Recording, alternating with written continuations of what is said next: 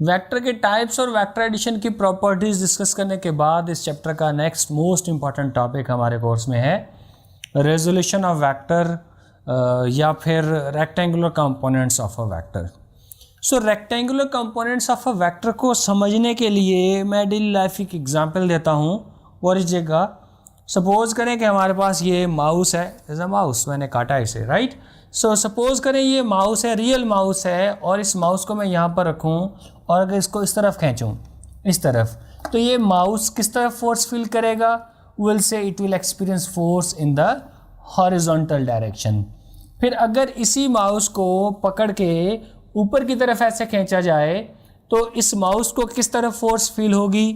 हम कहेंगे vertically upward. पहले केस में हॉरिजॉन्टल डायरेक्शन में, फिर इसे वर्टिकल डायरेक्शन में। फिर अगर ऐसा हो कि इस माउस को यहाँ रखा जाए और किसी इस डायरेक्शन में इसे खींचा जाए, तो इस सूरत में इस माउस पर लगने वाली फोर्स जो है वो इसके लिए क्या होगी? कुछ इस जानिब और कुछ उस जानिब, जिसकी नतीजे में नेट फोर्स जो होगी ये इस डायरेक्शन में इसको लगेगी। तो अफेक्ट इसका फोर्स का कुछ अफेक्ट होगा हॉरिजॉन्टल डायरेक्शन में और इसका कुछ अफेक्ट होगा वर्टिकल डायरेक्शन में अगर इसको इस तरफ फोर्स लगती है माउस को। Is it right? तो फिर इसी अफेक्ट को वेक्टर का कंपोनेंट माना जाता है। तो कंपोनेंट को कैसे डिफाइन किया जाता है? गौर कीजिएगा, हम कहते हैं कि कंपोनेंट क्या है? इसे is the affective value of a vector,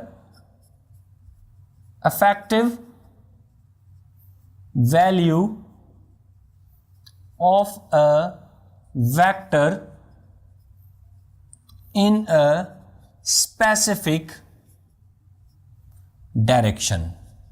किसी खास डायरेक्शन में किसी वेक्टर की जो अफेक्टिव वैल्यू है उस अफेक्टिव वैल्यू को वेक्टर का कंपोनेंट कहा जाता है।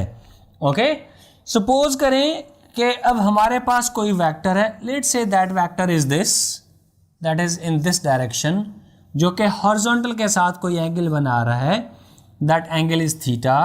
इस वेक्टर को हम कोई नाम दे देते हैं, लेट से एफ नाम दे दिया। अगर ये एक्स वाई कोऑर्डिनेट सिस्टम में है तो हम कहेंगे इसके दो कंपोनेंट्स होंगे, एक इसका कंपोनेंट होगा एक्स एक्सिस के जानिब और दूसरा इसका कंपोनेंट होगा वाई एक्सिस के जानिब। वो कंपोनेंट जो इसका एक्स एक्सिस के जानिब है वो मालूम करने के लिए हम इस वेक्टर O और इस पॉइंट को नाम देते हैं P। P से इस वेक्टर की प्रोजेक्शन देखेंगे एक्स एक्सिस पर।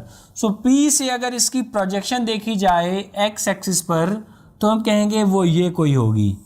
ओके, पॉइंट O से पॉइंट Q तक। सो इस प्रोजेक्शन को जो कि P की है, पॉइंट P की या वेक्टर F की एक्स एक्सिस पर, इसे कहा जाएगा fx। इसको अगर वेक्टर की फॉर्म में रिप्रेजेंट किया जाए तो आप कहेंगे is a vector that is acting along X axis, और इसको कैसे लिखा जाएगा? We will write it as fxi। Okay, in the same way अगर इस फोर्स का, इस वेक्टर का वर्टिकल कंपोनेंट हम मालूम करना चाहते हैं तो P पॉइंट से इसकी प्रोजेक्शन देखी जाएगी वर्टिकल एक्सिस पर या वाई एक्सिस पर। तो लेट से ये कोई पॉइंट है R, जहाँ तक इसकी प्रोजेक्शन आई, तो इस हिस्से को क्या कहा जाएगा? Component of F that is along Y axis. F Y से शो कर सकते हैं एज अ वेक्टर और मैग्नीट्यूड के तौर पे आप लिखेंगे F Y that is J। Is it right? तो फिर हम कह सकते हैं कि ये जो F है ये एक्चुअली रिजल्टेंट है उसके अपने कंपोनेंट्स का। ओके, इसको आप यहाँ पर ड्रॉ करने के बजाय यहाँ पर भी ड्रॉ कर सकते हैं। तो according to head to tail rule, this is F Y and this is F X. So you may say that F is equal to F X plus F Y. So vector को आप ऐसे भी कह सकते हो कि vector resultant होता है उसके अपने कंपोनेंट्स का। ओके, अब अगर इसकी वैल्यूज अगर हम कंपोनेंट्स की फॉर्म में, मैग्नीट्यूड्स की फॉर्म में लिखें तो हम इसे क्या लिखेंगे? This is F X I and F Y J. ये जो दो कंपोनेंट्स हैं, एफ एक्स कंपोनेंट और एक एफ वाई कंपोनेंट, ये कंपोनेंट आपस में एक दूसरे के म्यूचुअली परपेंडिकुलर हैं। इन कंपोनेंट को इसलिए रेक्टेंगुलर कंपोनेंट्स कहा जाता है। सो इन्हें क्या कहा जाएगा? Rectangular components.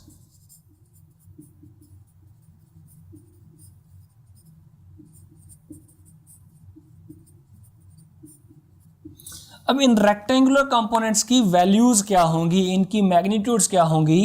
इनकी मैग्नीट्यूड मालूम करने के लिए या डायरेक्शन मालूम करने के लिए हम 3 ट्रिग्नोमेट्रिक रेशियो यूज करते हैं। इस टॉपिक में हम खास करके 2 ट्रिग्नोमेट्रिक रेशियो यूज करते हैं। One is sine theta. Sine theta is always equals to opposite side divided by hypotenuse, और कोसाइन थीटा हमारे पास होता है जिसको कॉस थीटा भी लिखते हैं। Okay, cos theta is equal two adjacent side divided by hypotenuse, right. Suppose करें कि हम इस हॉरिजॉन्टल कंपोनेंट को मालूम करना चाहते हैं, तो हॉरिजॉन्टल कंपोनेंट किसके बराबर होगा?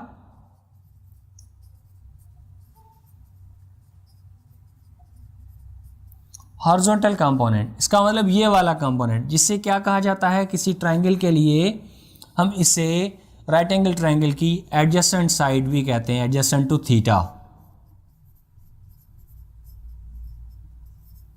जिसे लोकली हम बेस भी कहते हैं। इसी तरह राइट एंगल ट्रायंगल की इस साइड को ऑपोजिट साइड कहा जाता है, because it is opposite to theta. So opposite side, या फिर इसको परपेंडिकुलर भी कहा जाता है। ओके, तो फिर अगर आप हॉरिजॉन्टल कंपोनेंट एफ एक्स मालूम करना चाहते हैं, तो उसके लिए आपने क्या करना है? इन ट्रिग्नोमेट्रिक रेशियोज में से वो रेशियो चूज करना है जिसमें एक आपको वेक्टर ऑलरेडी पता हुआ हो और दूसरा आप मालूम करने जा रहे हो। आप हॉरिजॉन्टल कंपोनेंट मालूम करने जा रहे हैं, एडजेसेंट साइड इनमें से किस हिस्से में आ रही है? कॉस थीटा में आ रही है, तो आप लिखेंगे cos theta is equal two adjacent side लिख लें या बेस लिख लें, बेस अपॉन हाइपोटेन्यूस। बेस यहाँ पर हमारे पास क्या है? हमने इसको एफ एक्स से रिप्रेजेंट किया है और हाइपोटेन्यूस को आप एफ से रिप्रेजेंट करने जा रहे हैं। तो फिर कॉस थीटा किसके बराबर आएगा? You will say this is equals to F X upon F. यहाँ से अगर आप एफ एक्स निकालना चाहते हैं, एफ को इधर शिफ्ट करेंगे, एफ इधर आएगा तो मल्टीप्लाई करेगा, तो फिर एफ एक्स किसके बराबर होगा? F cos theta. Is it right? इसी तरह अगर आप इसका वर्टिकल कंपोनेंट मालूम करना चाहते हैं,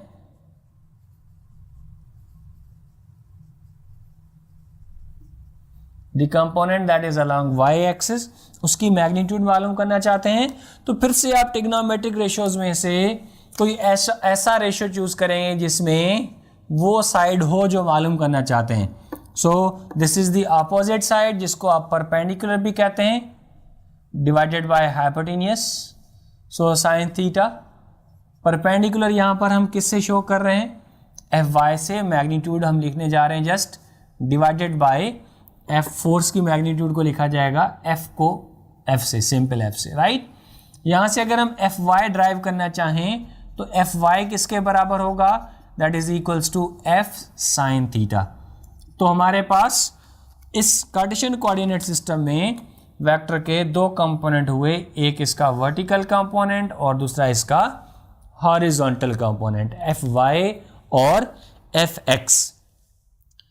अब अगर कोई वेक्टर हॉरिजॉन्टली एक्ट कर रहा है तो उसका वर्टिकल कंपोनेंट नहीं होगा। इसी तरह अगर कोई वेक्टर वर्टिकली एक्ट कर रहा है तो उसका हॉरिजॉन्टल कंपोनेंट क्या होगा? 0। सपोज करें कि अब इसी माउस को दोबारा से ले लेते हैं। ये माउस कुछ फोर्स फील कर रहा है इस डायरेक्शन में। इस वक्त अगर मैं आपसे पूछूं इस पर वर्टिकली फोर्स क्या लग रही है, आप कहेंगे नहीं, कोई फोर्स नहीं लग रही। पर अगर इसको थोड़ा सा इस डायरेक्शन में फोर्स लगाई जाए तो आप कहेंगे इसको हॉरिजॉन्टल फोर्स भी लग रही है, वर्टिकल भी कुछ लग रही है। ओके, अब अगर इसको मैं एंगल को बढ़ा दूं तो आप कहेंगे हाँ जी, इसको अब हॉरिजॉन्टल फोर्स तो लग रही है लेकिन वर्टिकल फोर्स पहले से ज़्यादा लग रही है। अब एंगल को मैं और बढ़ा दूं तो हॉरिजॉन्टल फोर्स थोड़ी कम हो जाएगी, वर्टिकल फोर्स और बढ़ जाएगी। आस्ता आस्ता एंगल बढ़ाया जाता जाए तो फाइनली इस सूरत में हॉरिजॉन्टल फोर्स 0 हो जाएगी और वर्टिकल फोर्स मैक्सिमम हो जाएगी। इसका मतलब ये हुआ कि जैसे जैसे एंगल बढ़ता है एक्स एक्सिस के रेस्पेक्टिव, जैसे जैसे एंगल बढ़ता है तो हॉरिजॉन्टल कंपोनेंट आहिस्ता आहिस्ता कम होता जाता है और वर्टिकल कंपोनेंट बढ़ता जाता है। So we say that when theta is equal to 0 degree, so when a force that makes an angle of 0 degree with the horizontal, तो आप कहेंगे एफ एक्स जो है that is equals to F cos theta. So F multiplied by cos 0 1 के बराबर होता है, that is equals to F X. इसका मतलब जितनी भी फोर्स लग रही होगी वो सिर्फ एक्स एक्सिस पर होगी। वाई एक्सिस पर फोर्स क्या होगी, F Y is equals to F sine theta. So F multiplied by sine 0 होता है, that is Y F Y will be 0। Is it right? तो यहां से हम कह सकते हैं कि अगर किसी बॉडी पर सिर्फ हॉरिजॉन्टल डायरेक्शन में फोर्स लग रही है तो वर्टिकल कंपोनेंट क्या हुआ, 0। अब सपोज करें हॉरिजॉन्टल के साथ हम एंगल को बढ़ा दें। अगर हॉरिजॉन्टल के साथ एंगल को बढ़ा दिया जाए, सपोज करें थीटा को अब हम क्या कर दें 30 डिग्री, तो फिर एफ एक्स कितना हो जाएगा, आप कहेंगे F X is equals to F cos 30। So that is equals to F multiplied by 0.866 या फिर √3/2। सो √3/2 F X. Is it right?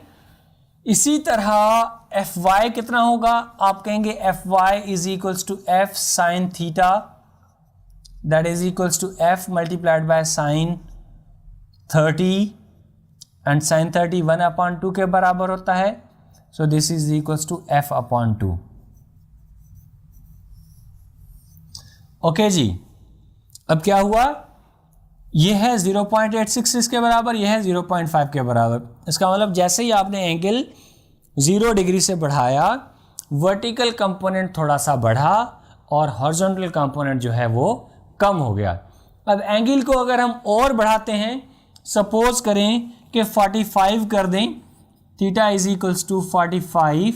So horizontal component कितना होगा, F X is equals to F cos 45। So cos 45 1/√2, so this will be f/√2। Is it right? इसी तरह fy कितना होगा, f sin 45, sin 45 भी 1/√2 होता है, तो ये हो गया f/√2। तो यहाँ से पता चला कि if the angle is equal to 45 degree, then horizontal and vertical both the components of a vector are equal in magnitudes।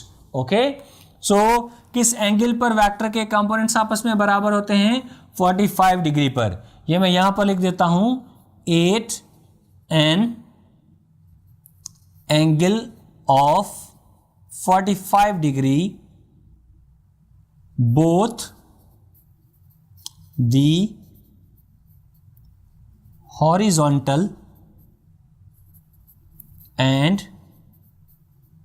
vertical components have same magnitude।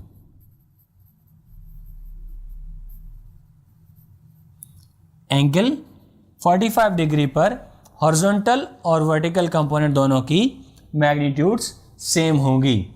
और अगर एंगल 45 से कम हो, if theta, okay this is the key point to be noted, if theta is less than 45 degree, then what will happen, you will say f x जो है ये बड़ा होगा और एफ वाई जो है ये छोटा होगा। डेफिनेटली ये अगर एंगल कम है, जैसे कि आप यहाँ पर ड्रॉ कर लें, वेक्टर उतना ही मैग्नीट्यूड का रखें और ये यहाँ पर ड्रॉ कर लें, गौर करें। अब वर्टिकल कंपोनेंट तो छोटा सा है लेकिन हॉरिजॉन्टल कंपोनेंट जो है ये बड़ा हो गया। इसी तरह अगर angle, this is the key point to be noted, इसके साथ साथ एक और की पॉइंट नोट कर लें। अगर एंगल 45 से बड़ा है, if theta that is made by a vector with X axis is greater than 45 degree, then क्या होगा, हम कहेंगे देन एफ वाई जो है वो बड़ा होगा एफ एक्स से। ये भी याद रखना है कि अगर 45 डिग्री से बड़ा एंगल हो, फॉर एग्जाम्पल आप वेक्टर ये इतने का इतना ही रखें लेकिन एंगल बढ़ा दें। एंगल जब आप बढ़ा रहे हैं तो उससे क्या हो रहा है कि हॉरिजॉन्टल कंपोनेंट, गौर करें, छोटा हो गया, इतना रह गया हॉरिजॉन्टल कंपोनेंट, लेकिन वर्टिकल कंपोनेंट पहले से बड़ा हो गया। तो पता चला कि जैसे जैसे एंगल बढ़ता है वैसे वैसे एक्स एक्सिस पर प्रोजेक्शन कम होती जाती है, वाई एक्सिस पर प्रोजेक्शन बढ़ती जाती है। एक्स एक्सिस पर प्रोजेक्शन कम होने से हम ये कह सकते हैं कि वेक्टर के एक्स कंपोनेंट की मैग्नीट्यूड कम होती जाती है और वाई कंपोनेंट की मैग्नीट्यूड बढ़ती जाती है। तो किस एंगल पर एक्स कंपोनेंट की मैग्नीट्यूड मैक्सिमम होगी? 0 डिग्री के एंगल पर। किस एंगल पर वाई कंपोनेंट की मैग्नीट्यूड मैक्सिमम होगी? 90 डिग्री के एंगल पर। Is it right? So you may take screenshot. Done.